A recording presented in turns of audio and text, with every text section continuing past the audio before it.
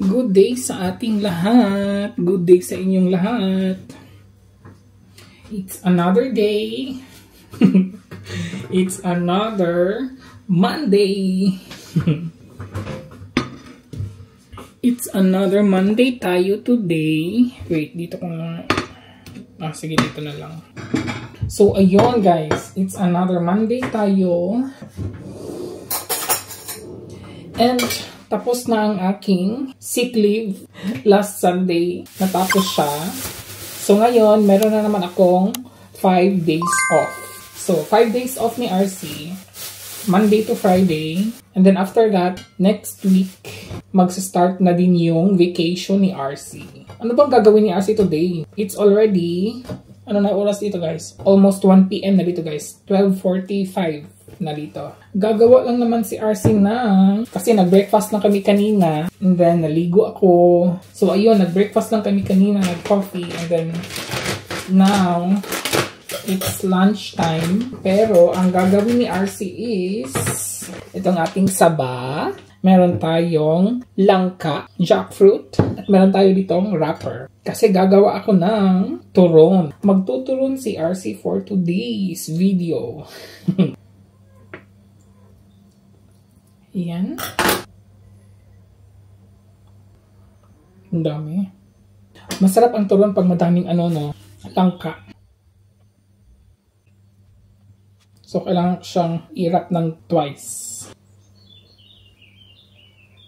Si partner, busy siya again. Kasi, continue yung aming pagtatransfer ng mga libro. Masaya siya kasi babalik yung pwesto ng mga libro kung ano siya dati. Nung first day ko dito, kung saan nakalagay yung mga libro before, babalik na siya. So, masaya si partner. Kaya busy siya kasi gusto na niyang matapos agad. Tutulungan ko lang siya pag na siya guys, pag nagtatransfer na siya ng mga cabinets. Yun nga, pag nagtatransfer siya ng mga books, hindi ko siya matutulungan kasi sa kanya yun para alam niya kung saan niya nilalagay yung mga books niya. Kasi nakasegregate yun kung saan yung mga histories, kung saan yung mga biology books, mga ganon. Yan.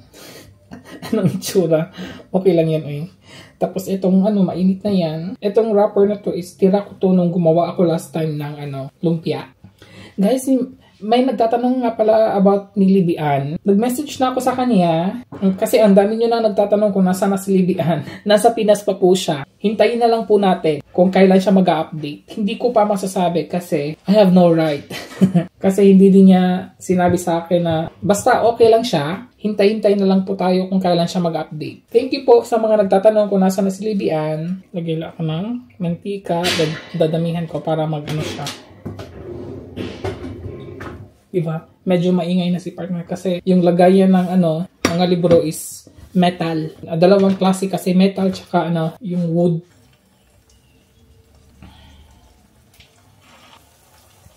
Ang laki. Ang laki nila. Masarap to with Greatest White Coffee. Diba? Luto na po ang ating, paano ba siya natin? Yan, para makita ang ating very, very, very, diba? Sarap! Nandito yung langka, diba? Yan. Andito din kay partner. Same kami. Gumawa na siya ng ating Greatest White Coffee. So, lunch na namin to. First bite.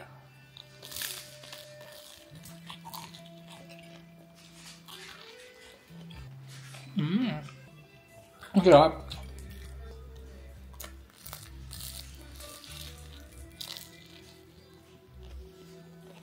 Coffee is finished. Yes, it's ready. Thank you. Ang sarap. You still have one there.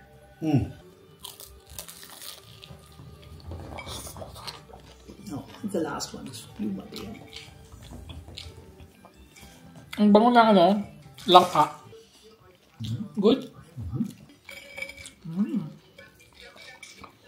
Ang laki. Tsaka ang bigat. It's heavy. Yeah. I told you just one is enough. One is enough? I've already finished one. Oh! Was soll ich jetzt machen? Bitte. Yeah. Yes? Chunk also fine. Also, no books here in the living room. Oh, Baba. I like it when the books are on my side. Yeah, but think about with the TV. The TV will go in the front. Yeah. But if I have these two sides, that's fine with me. But if you want, then here. Nakakainis kasi when I ask him, he will ask me back. So, I don't know what to decide.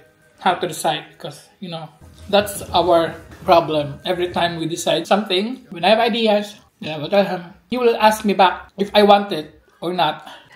So, tapos na ang aming... Ang lapit ko naman sa camera. Tapos na ang break. Look at our bedroom. Hindi na siya bedroom. Parang stock room na to eh. Nilabas na kasi ni partner yung mga gamit niya. Gamit pa lang niya yan. Mga damit pa lang niya yan. Itong malaki na cabinet guys, parang siya naka-divide na 2. Tapos, oh look at this. So, natanggal na tong cabinet na to. Ito kay partner. At yan ang sa akin. Tatanggalin ko yan today. But I don't know kung saan ko ilalagay. Kasi puno pa ang aming bed na mga gamit niya. Ang hirap. Ito yung hindi ko gusto na ginagawa. Hindi pa din matransfer yung empty na cabinet dito sa room na to. Kasi nandito pa yung mga libro niya. I think some of these books will be transferred sa living room. Kasi etong dito na side, this will be empty again. Kasi etong cabinet na to, yung mga bed sheets, parang dito siya na side. And then, that side is yung closet namin. So, we will see pa. Kasi kailangan pa itong ma-empty talaga lahat para makapag-decide talaga kung ano ang... Ay, may mga libro pa pala dyan, oh. May malig. Ang dami pa. Kailangan pa talaga ma-empty lahat. Yung mawala ng mga libro para makapag-decide kung ano ang arrangement. May libro na pala dito pala. Meron na din dyan. And guys, before I forget, meron na naman tayong i-greet na happy birthday na si Ma'am Josie Coral na magbi-birthday ngayong April 21. Happy 62 birthday po, Ma'am Josie Coral. Happy birthday. Nagta-transfer na lang ako ng mga ano guys. While naghihintay ako kay partner para may ginagawa ko.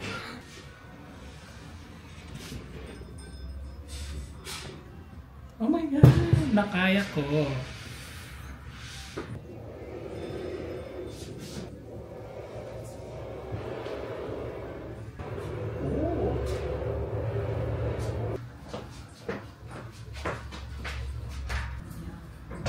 Ganyan na ang itsura. Naglagay na siya ng mga books. So, mapupuno na yan today, I think. Nagkuha siya dyan ng mga some books. Yan talaga siya before, guys. I mean... Nung dumating ako dito, may libro na talaga dyan. So, ibabalik siya today. It's another day na naman tayo today. And another cooking. And another day off. So, kahapon guys, yung mga pinagagawa namin, hindi pa din tapos. Si partner, nag-ano pa siya ng mga books. Tina-transfer pa niya habang nagta-transfer siya kasi later ita-transfer na namin yung mga cabinets. So while waiting, gagawa na lang ako for our lunch and dinner. It's already 11:30 p.m. a.m. and ang gagawin ko today is magbe-bake ako ng anong pangalan nito eh? Basta guys, pasta siya na ganyan. First gagawin ko is yung bolognese. Yan ang gagawin ko first. I need oil. And I need oregano. Rosemary na lang. So, rosemary ang gagamitin ko. Na-slice ko na lahat yung mga ingredients. Dali-dali ang ano lang to siya, guys. Luto. Kasi anytime, any soon, tatawagin ako para magta-transfer ng mga cabinets. Carrots, bell pepper, garlic, and onions. Yun lang. At saka meron kami dito, I think half kilo to siya. Ground beef. Meron ako ditong tomato sauce, tsaka rosemary, pepper, and salt. Yes, maglalagay tayo ng konting ketchup para may ano siya. Isabay ko na lang tong ano, garlic at saka onions. Para meron kaming pang lunch mamaya, and then for tonight's dinner, hindi na din ako magluluto, diba? So, iba-brown ko lang siya ng konti. So, after this, gagawa pa ako ng white sauce. Ayan, brown na siya. Para siyang baked macaroni lang guys. Ganon. Ilunod na natin ang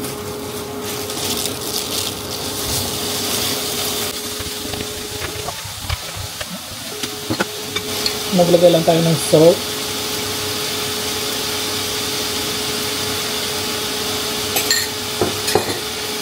And then, pepper.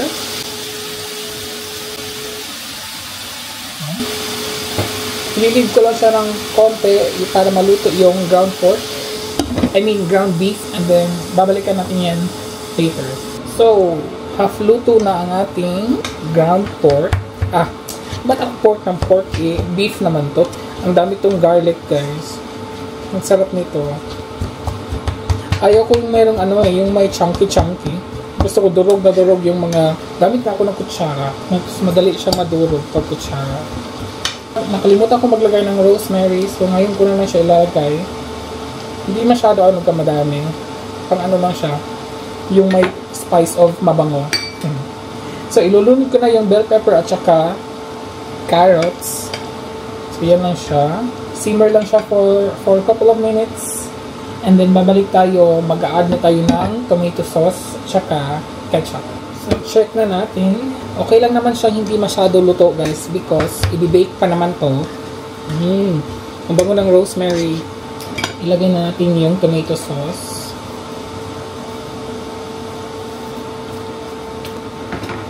And then ketchup. Ooh. Parang same lang din naman sila.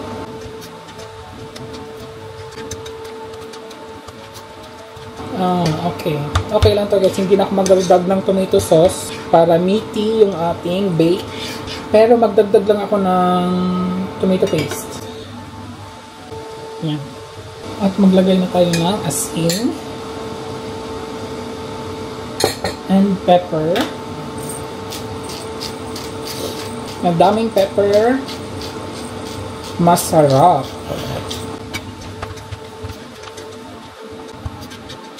Parang okay na to. Lulutuin pa lang natin ng konti. Mga 3 minutes. And then gagawa na tayo ng white sauce. So gagawa na tayo ng bechamel. Besame mucho. Charot. Bechamel. Sana hindi ko nakalimutan kung paano yung ginawa. Kasi tagal na yun. First time ko itong gagawin ulit. Simple lang talaga to siya na bechamel. Mas creamy pag I think yung Nestle cream. Meron ako Nestle cream doon pero gagamitin ko yun sa iba eh. Meron ako ditong cheese. Lagyan ko yung bechamel ng konting cheese. So half nito. 1/4 of this. Uy, medyo madami talaga. Kunin ko yung So, yan. Mag-melt na siya. Then, maglagay tayo ng about 1 tablespoon of cornstarch. Cornstarch to ba? Yes. Yan. Mix lang. So, very simple lang na bechamel, diba? Bechamel at, diba, bechamel? Guys, nakalimutan ko na talaga yung mga pangalan niya. Bechamel ata yung pangalan. Diba yung white creamy sauce sa, sa lasagna or sa baked something, diba? Oh my god. So, add the milk. Nagkalat pa ako dito. Wait lang. Naano ko yung milk. Spilled out. Oh, yes. I think kulang to siya, guys. Lagyan ko pa ng milk. So, mga 1.5 cup to siya, guys. 1 tablespoon yung nilagay ko. Parang medyo madami na cornstarch. Ang liit na lang niya. Ubusin ko na lang to. Sayang din.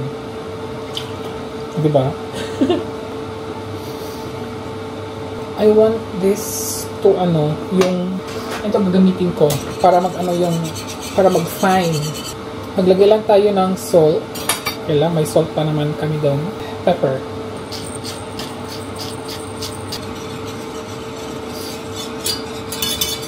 Okay, now add the cheese.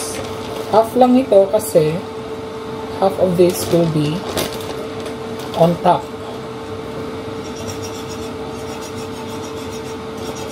Ang sarap. So, So, painaan ko lang yung apoy.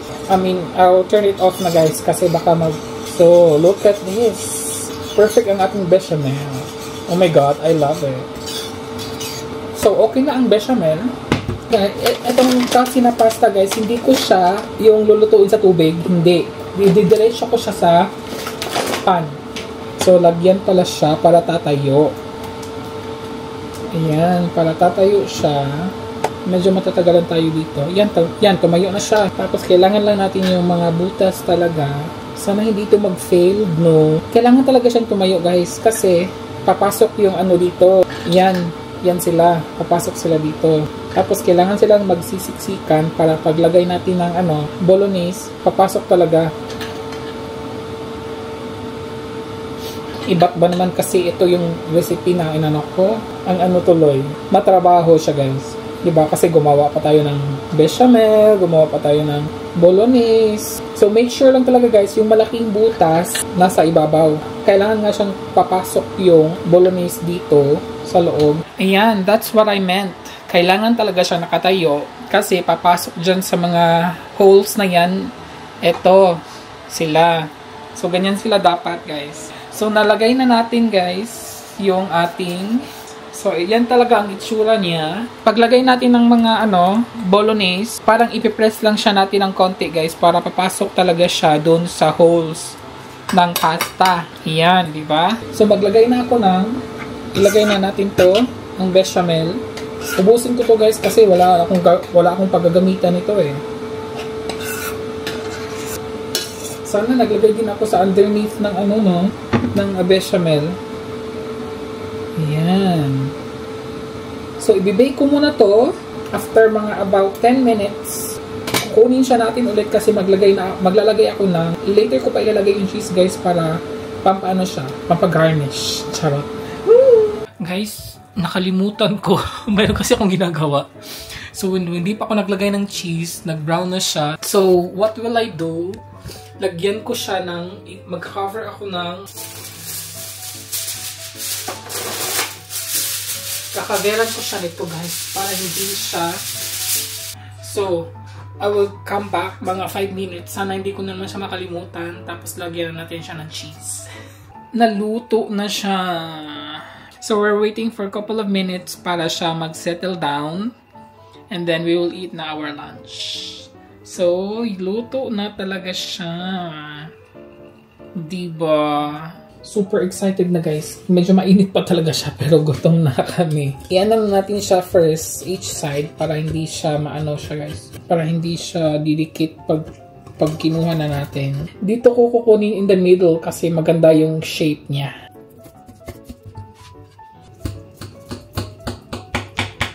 So, sana sumubay siya sa agos ng... So, let's get it. Let's try it.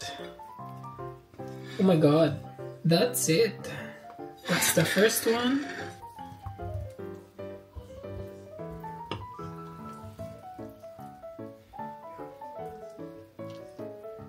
So, ayan yung itsura niya, guys. It looks so yummy. Yan. Tingnan nyo yung meat. Nasa loob talaga siya. So, that's how it is. Napapasok talaga siya sa loob. Maglalagay lang tayo ng konting garnish. Para medyo may green-green naman yung Oh. Serve ko to ka. Yan. Wow. And it looks so from the hotel or from the restaurant. Wow. Good appetit. Good appetit. Tastes good? Yeah. Masarap daw. Uy, masarap daw. Thank you very much. Wow. And then the meat, it's inside the... Right? Yeah.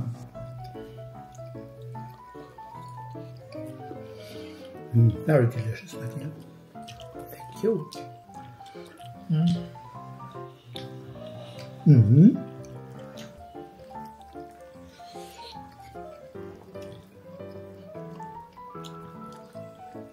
naluto yung pasta, guys, kasi yung temperature niya is from 150 to 180. So, first, ginawa ko siyang 150, about 15 minutes, and then 170, another 10 minutes, and then 180, another 15 minutes. So, this is about 45 minutes. And then, nag-add lang ako ng konti para for the cheese.